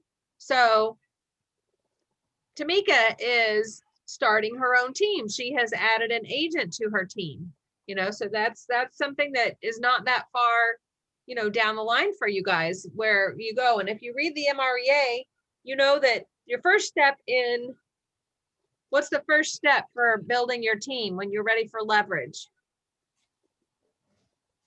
Admin. An admin, right? Who becomes your director of operations. So that's from this book. All right, I hope you all did this session. Burn bright, build a solo business built to last. Did everybody do that one? I know Pam. I did. Yeah. But it's just so much information. I don't even remember. I would have to go back and be like, oh, that's right. We're going to go back through that one together because it was really good. Really, really good. So then we have big systems and models again. This one I didn't. Did anybody do? I haven't watched this one yet. A scalable and a sustainable admin only business. So it's having your first hire, but then having your second hire still be an admin. I haven't watched it yet. It was Monica Reynolds, who is the director of MAPS. So I haven't watched that one yet. Coach and mentor your way to success with a large sales team. That one's really good. And then we had these cultural moments that were popped in. They were really good. Go back and watch those. The dependent and independent, that's a leadership one. You wouldn't have that one. An ISA team. So Melissa, I think you mentioned to me earlier this week that you wanted to focus on building some skills around phone calls and had asked about the MAPS ISA class. You know, an ISA, they just lead generate 8 hours a day, right? They are appointment setters. That's a good skill for all of us to have, right? Are we all in ISA at least for during our lead gen block? What does ISA stand for? Inside sales assistant. It's actually an unlicensed position. You can be unlicensed, at least in the state of Indiana. to be an appointment setter, but it's basically somebody that lead generates all day long. They lead generate for someone else, right? They set the appointments for someone else to go on. And then the script off, if you didn't attend the script off, I have to go back and watch it because I didn't get to see the end because I had to do open office hours with you guys, but I love the script off and we are going to have one of those. So I'm excited about that. All right. So go back and watch some of those videos if you missed them. And if anybody has any questions that didn't register for family reunion, I am also expecting that there may be an opportunity for those of you that didn't attend family reunion to get access. You may have to, subscribe to it. I think that we would have probably already known about that, but they have a little bit of problem down in Austin right now they're having to take care of. So I think once they get their electricity all back on and they're back up and running, then we'll have that opportunity for people. So the onward speech was amazing. That is just, the motivation to move forward. And that's where they really broke down a lot of the showing time, Zillow, future of the industry kind of things. This is the social equity piece that we were talking about earlier that is so awesome. Prepare for the next market, lean into coming opportunities for buyers and sellers. Did anybody do this one? No. There's a lot of great ideas on there about off-market properties. I know in the South office, as a result of this, they are starting a coming soon. So remember on our my board rules, we can coming soon within our own office, but we can't share it to the outside world. So they are going to start a database of coming soon in, I imagine, all the market centers, but I know for a fact that it's going to be in the South office. So watch for that. Once that comes on board, I'll let you guys know. That's one way that's going to happen. If you want to be a luxury agent, there's some information here. Even if you don't want to be a luxury agent, do you think if we go back to that conversation about unique insights and unique value, that there might be some nuggets in that for you if you watch it? Some more social equity. Here, strengthen relationships to broaden your sphere, and it's Gene Rivers, who I absolutely love. This was a very, very good session, and we're going to talk about that in the coming weeks. There's commercial, so we probably don't have a whole lot of commercial agents here, but unlimited listings, unlimited income with new homes. So this was a really interesting one. I didn't attend this one. Did anybody attend this one? Yes, it was a lot of good information for that. All right, there you go. Now you gotta want to go back and check that one out.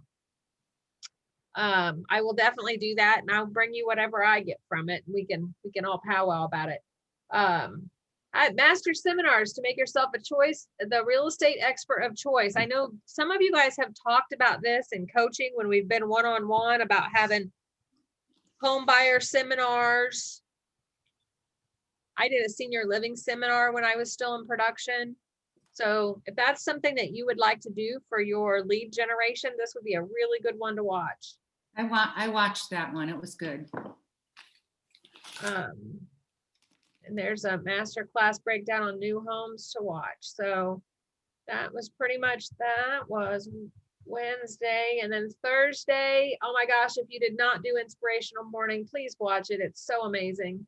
And then lots of social equity.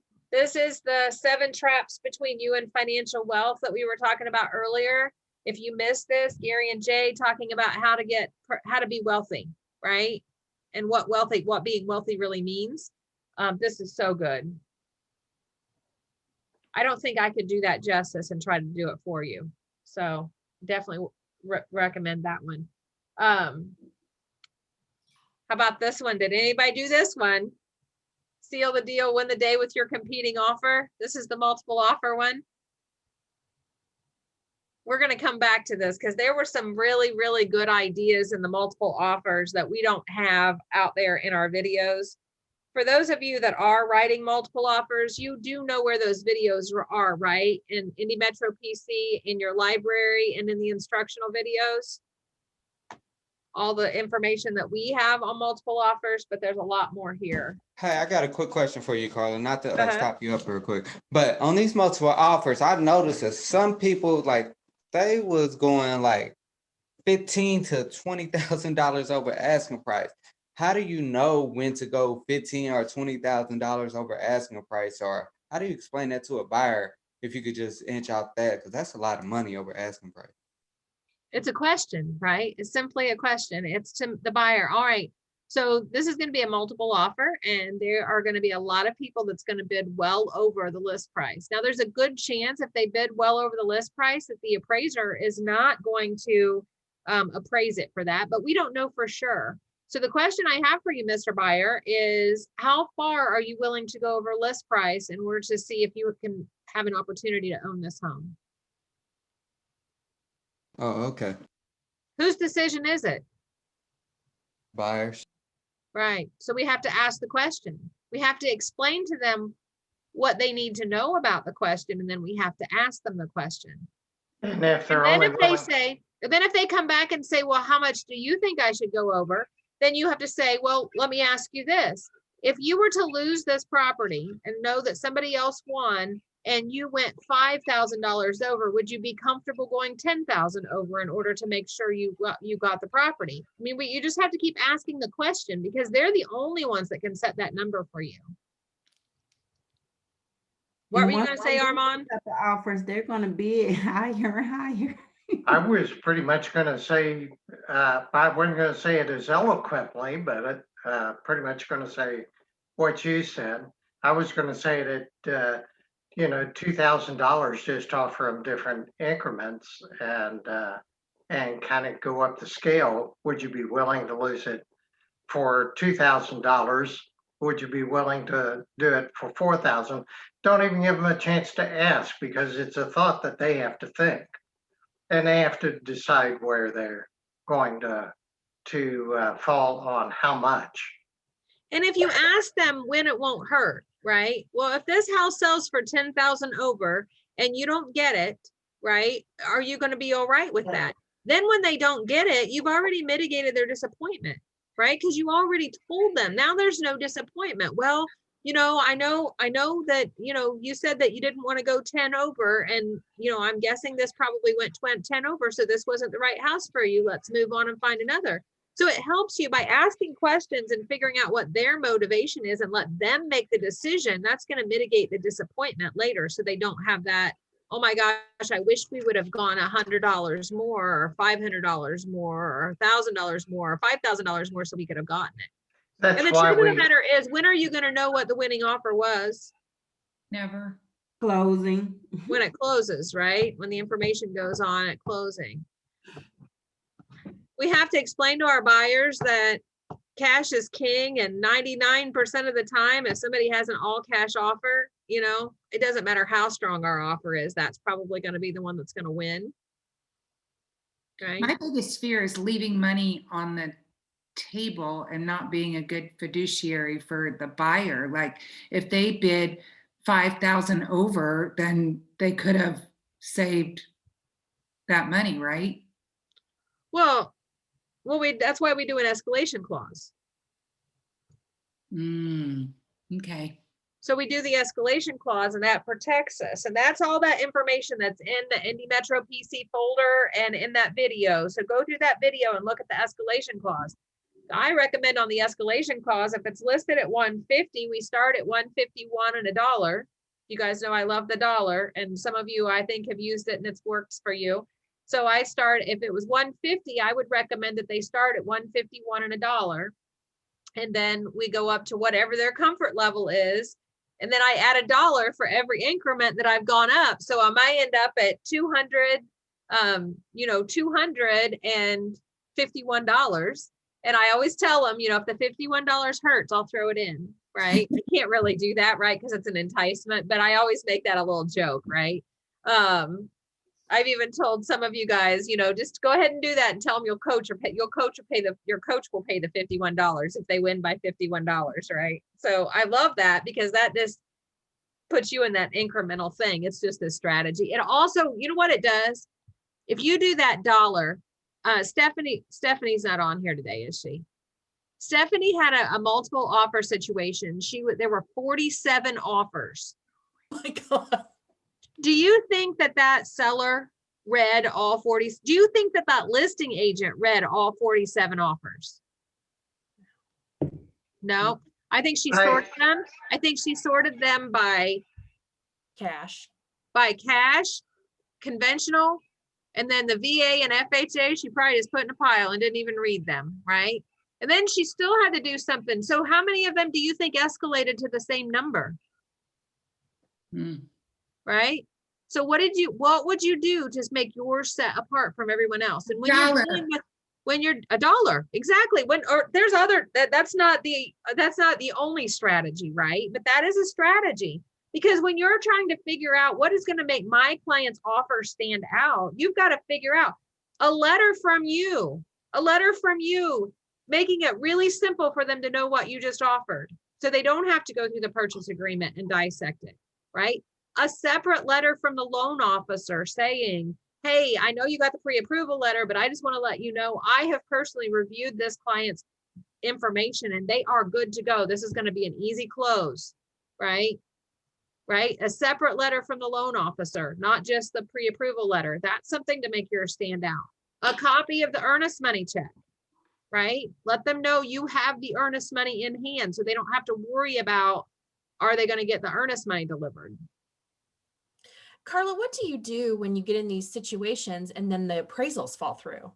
Like Well, my friend Amy, I'm sorry, what? You just renegotiate. Okay. So remember in the purchase agreement, it says what? Who can cancel the contract when the appraisal doesn't come back? Buyer. Who else? Either party. Either the buyer or the seller can terminate the purchase agreement if it doesn't appraise. So the appraisal contingency affects both parties, right? So it's a renegotiation. But here's the other thing.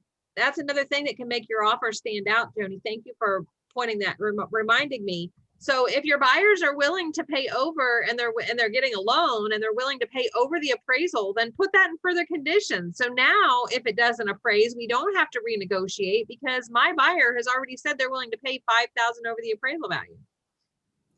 If that's what my buyer's willing to do. Like I have a friend who's a realtor in Southern Indiana and she made an offer. The appraisal came in $42,000 less. Got to renegotiate. And they're like the sellers. So she felt like everybody was in a bad situation. Now the sellers, they're like, oh crap. If this appraisal came in $42,000 less than what we think, what are we going to do? And the buyers were like, well, we can't. I mean, do you find that big of spread? Sometimes, yeah. Okay. The appraisers have the appraisers have way too much power right now. Because the market's moving forward because there's that's what how does that all sort out? So there's depressed inventory. That's so that creates a supply and demand, which drives the prices what? Up. Okay. But the appraisers look at historical information. Right. So you've had this big disconnect. Do you find a lot of people are getting in this renegotiation? Okay. How many of you in multiple offers when you won had to renegotiate when the appraisal came back? Right? Almost every time. And here's the thing. This is where you get a really good listing agent. Not that I'm a really good listing agent, but I'm going to use my own as an example. When I was getting out of production, the one that you guys know that Miranda ended up being I had 14 offers. And my client first of all, I didn't choose. My client chose, but she didn't choose the highest offer. And the reason why she didn't choose the highest offer is her listing agent educated her on the fact that this is not going to appraise for that and they are not going to buy it for that. So can we look at some other factors as well? Let's look at who the lender is. Let's look at how much down payment they're putting in, right? Let's look at, I called all the lenders and all the loan officers and asked all the loan officers some very specific questions so that I knew that my seller had the best chance of closing at the price that was negotiated. I didn't pick the highest, but there are a lot of listing agents that aren't going to educate their sellers and they are going to pick the highest, right? And then they're going to have to deal with you're in is this big swirl, and then doesn't everybody feel like they lost out? They shouldn't, because we all want to win-win, right? At Keller Williams, the W in Y4C2Ts is win-win. So we're looking for a win-win always. So we educate our buyers on this on the front end. We educate our sellers on this on the front end. And we also educate our buyers and sellers that the buyer and seller on the other side may not be educated because we can't control what other agents are. When I give my agency conversation, right? When I have my state law required agency conversation with my client before I do anything meaningful, one of the things I tell them is that if I represent the seller, you know what, we may have a Keller Williams Keller Williams agent that makes an offer. And here's why that's not going to be a problem for you, right? We maintain confidentiality. We don't share files. I go through all of that language with them, right? And then I say, and I just have to tell you honestly, I hope that it's a Keller Williams agent that brings the winning offer, because I know how we'll work through this if it's a Keller Williams agent. If it's another brokerage, we'll get through it and it will be fine. But I have a comfort level knowing that if it's one of the Keller Williams agents that's been trained like I have, that we're going to be a lot better off getting through the deal. So Joni, the only way we deal with this and how do we avoid other people being disillusioned in the middle or at the end of the process? Education as you go. And in the beginning, right? So that's why we do not skip the listing presentation. We do not skip the buyer's, the buyer's educational session. We can't skip those things because when we skip those things, I don't care if they're family members. My kids had to do a buyer's guide walkthrough with me before they bought a home. Because if we skip those steps, then we run the risk of not providing the best service and having those misunderstandings. Okay. And this is something you'll help me, right? Absolutely. We'll all help you. This is what we do on an ongoing basis. All right. Well, go back through. I didn't go through Thursday. There were some really awesome things in Thursday as well. We're going to continue to have this conversation. Please get on Tuesday, except for in Louisville. Louisville, you guys are doing your own, but we are all doing a group family reunion AHA on Tuesday at 11. So that is going to be absolutely amazing. And you don't want to miss out on that as well, because you're going to get a lot of other people's AHAs. It's amazing listening to your guys' ahas. You reminded me of things like the 1%. You know, I love the 1%, but for some reason, I guess because it was inspirational morning and I was crying, I didn't take very good notes during inspirational morning because I was in tears through most of it. So I love that. Thank you, Robert, for reminding me. All right, are you guys ready for your surprise?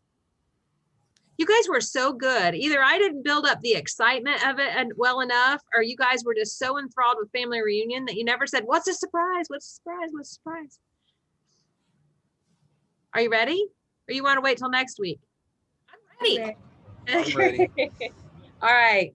So the circle prospecting thing that we were doing before, right? I'm going to cancel that service because I got something better. And this is what you guys are going to have access to. And we will have some training on it, but I have subscribed for all of you to Mojo. We are not subscribed to the dialer, but we are subscribed to the data. And so you guys are all going to have a login, and the way you get the login every week is you turn in your accountability form. If you're in the 12-week program, you have to turn in your weekly accountability forms. And if you are not in the 12-week program, you need to turn in your weekly accountability form by Sunday or Monday. If you get it by Monday at noon. And then when you turn in that, then on Monday, Keen, who is my new PC backer, is going to send you that week's password, and you will have access to Mojo. And Mojo is going to give you access, and we're going to have training on it, but Mojo is going to give you access to pull your own circle prospecting. So if you have an open house, you can circle prospect around it. If you see that somebody in the office has had a property that had 47 offers, right? If you know that there was a house that had 47 offers, wouldn't you want to call the rest of the people in that neighborhood and let them know that their neighbor had 47 offers? Would that be a good way to get listings? Yeah. So how many of you guys feel like you've ran out of people to call? Me. Robert's the only one? You guys all have plenty of people to call? Well, I can just say, I'm not gonna say plenty of people because I know I haven't been calling like I should because I've been having a lot of things going on. So I can't honestly say I ran out of people to call. But also on the other list that you sent us, I think it is kind of challenging to get the information because you have to go all the way across the thing and it wasn't Spreadsheet. as Well, easy. this is different because you guys are going to log in and pull your own. So you're going to get whatever you want, however you want it. It is scrubbed against the DNC. I have also subscribed to for sale by owners in Marion County. And we'll see how that goes. If you guys run through the Marion County or we get enough people in the other market centers, Louisville and Columbus, then I can add. So I can either add like Hamilton County or Hendricks County, but we just have to wait and see how it's going. I'm not going to add them if I know you're not using them, right? So I'm going to add a question on the accountability form so that you tell me how many times you use Mojo, because I have to pay for it. I mean, this isn't free, so I'm paying for it so that you guys all have access. So I want to make sure that you're using it, but we have access to expireds, for sale by owners, and then circle prospecting. I'm not doing expireds right now just because there really aren't enough expireds in this market, right? Now I am having Keen explore going back a year and looking for expireds. So if somebody expired a year ago, they obviously at one point in time thought about selling their house. They might be really right to the question, what would it take for you to try again? Right? If they haven't sold their home. But I think this is going to be really, is anybody excited? Tell me what you're thinking. Is this the same thing as the leads program too, or is this just something else you can offer with the leads program? The leads program is something completely different. The leads program, I'm actually running ads, and that's where those leads come from. Okay, so we have that, both of The them. leads program is in the South office. The leads program is starting next week in the Northeast office. And the only thing about the leads program is if you're on a team, I can't include you in the leads program because I can't lead route to you because you're on your team's lead routing.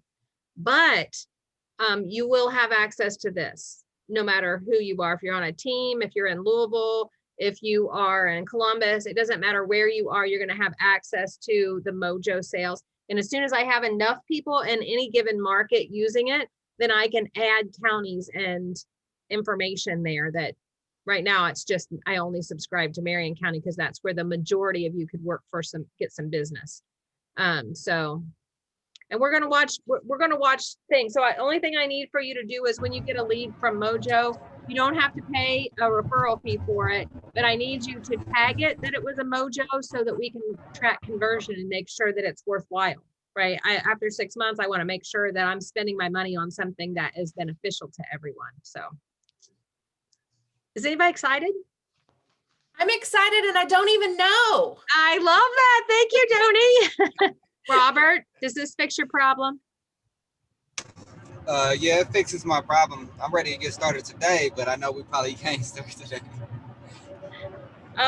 If you just give me till Monday, I promise you I'll have it up and ready for you on Monday. I just got access to it yesterday afternoon. So I haven't even figured out how to use it yet. Well, how do you think that the Mojo is the same as the list that you did us around the area? Is that almost the same thing, or is it a little bit more better? I think, but from what I understand, it's better. It's a lot more expensive. For what it's worth, I can't guarantee. I would not sign a 6-month contract with them. I only did it on a month-to-month basis because I want to make sure, A, that you guys are actually going to use it. It doesn't pay for me to have something that you guys aren't going to use. So I need to make sure you're going to use it, and I need your feedback, right? So I need you to feed back to me after you use it. But a lot of the big teams use this. This is a very predominant lead store source. So I'm assuming it's going to be really good information. It is an assumption though. All right, we didn't make it through the vision speech. We will do that later. But tell me what you got now. Do you have an action item from our 2 hours this morning together? Anybody have an action item that's going to help them?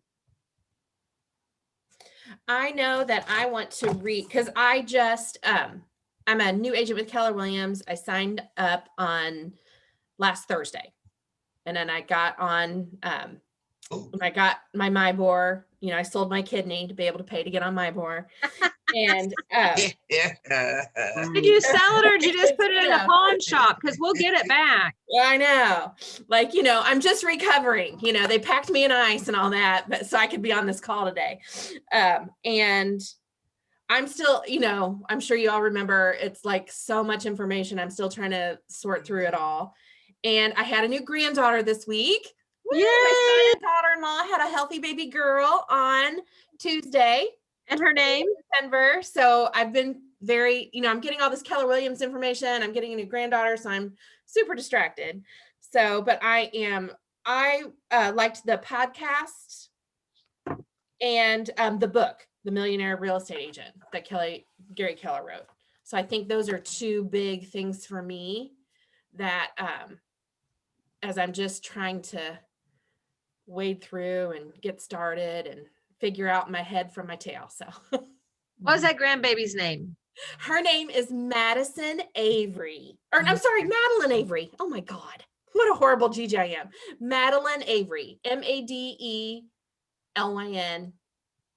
So, and their last name is love that. Madeline. My God. They went back and forth between Madison and Madeline, so that's why I'm having trouble. She's just gonna be Maddie. Yeah. So I think she's gonna. Well, their oldest son is Bradley, and they're very specific to call him Bradley. So I'm trying to figure. I'm trying to feel out. Are we gonna call her Madeline or Maddie? So. Well, I can sympathize. My son was Christopher and he is Christopher. And when I introduce you to him, you're going to know that I struggle with this because he goes by Chris, but mom calls him Christopher. So I have a hard time introducing him now that he has his real estate license. But my daughter is Allie. She's Alexandria, but I call her Allie. So they might give on that for some reason. And thank you, Joni, for sharing. And I just want to welcome, I know I jumped right in today and didn't normally, but we have Valerie, Caitlin, Joni, and Sarah are all brand new agents that just joined us. So welcome.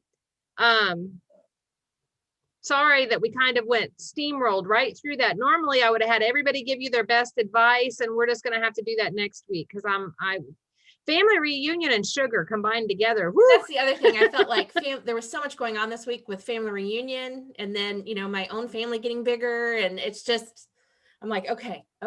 And also right now I still have my job. So I'm trying to sort it all through. So everybody show Joni how many of you are dual career. Raise your hand. Do you see that? Okay.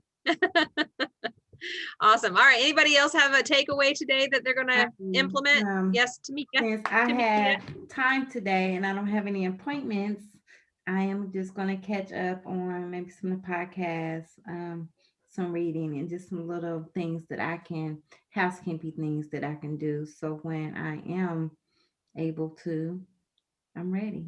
Mm-hmm.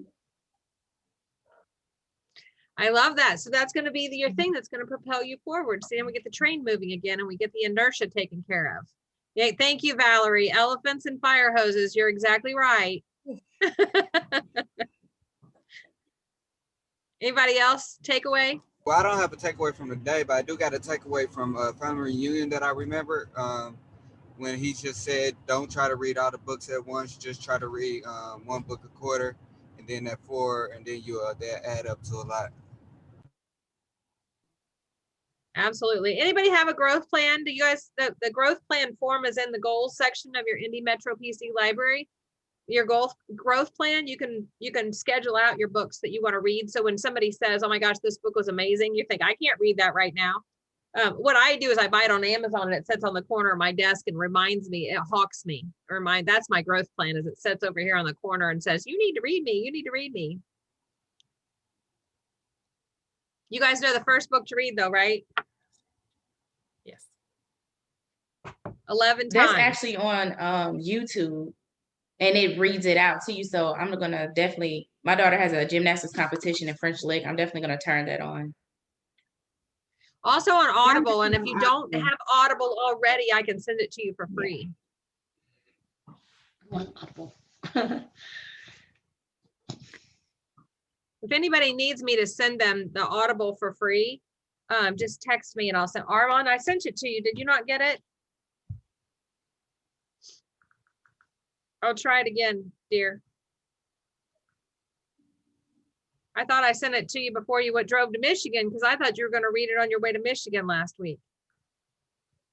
No, but I don't remember, but I remember you saying that you're going to send it to me. I don't remember if I received it. I'm going to make sure I send it again. Anybody? Oh, see, Caitlin wants it. Okay. Oh, KW Command and, no, that was a different one. There it is. Tara, what do you want to know? What will be offered in the West office? The leads program? Yeah, I just need a couple more agents. You need to help me. Help me get a couple more agents. But absolutely, I've now got the so you guys should all be able to see in your upper right hand corner of your command, okay, that you have now been attached to the productivity coaching command.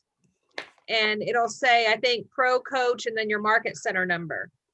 And you're going to need to be careful there because you want to make sure that you're in your personal command most of the time. The only time you need to be in the team command is when you're in the leads program and you're getting leads routed to you through that team portal.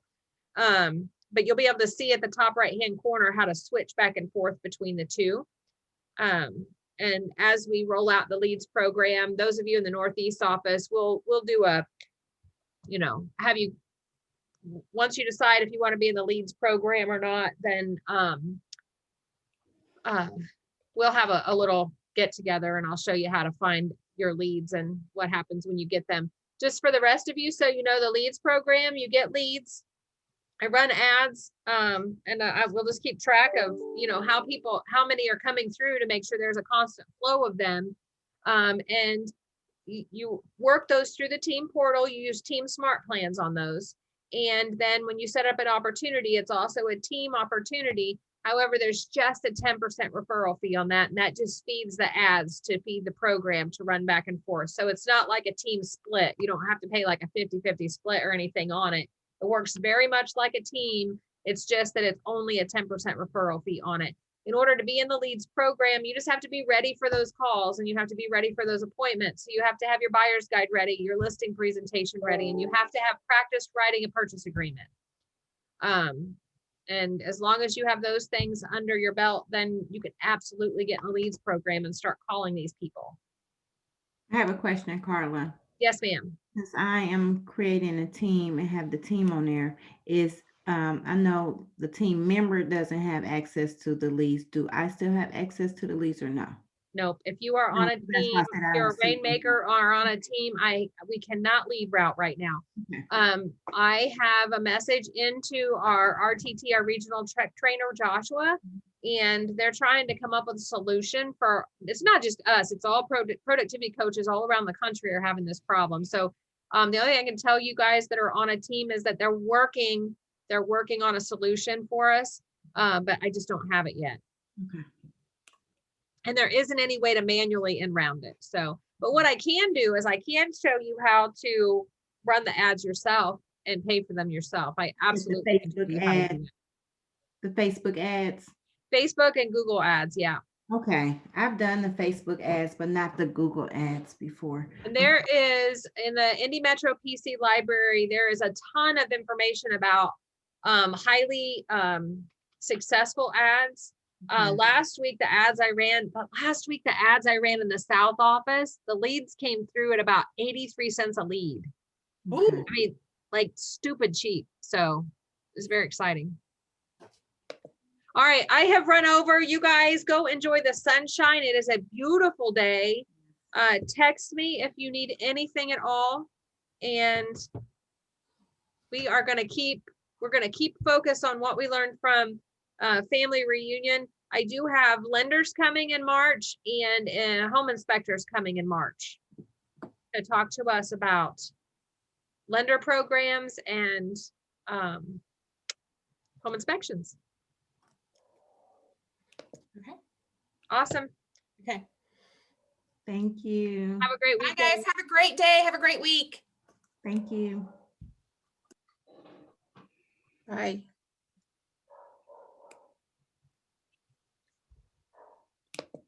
Bye, Jay. Go enjoy being the champion. Hey, Carter, real quick. Yes. Shouldn't I be turning in my accountability form every day? You what? Shouldn't I be turning in my accountability You form? should be. Okay, I'm sorry, because I haven't been. So I want to make sure that I get back on that track. Okay. And that's why you're not getting points in the 12-week program, because I that accountability form is what calculates those points. The daily one and The daily weekly one.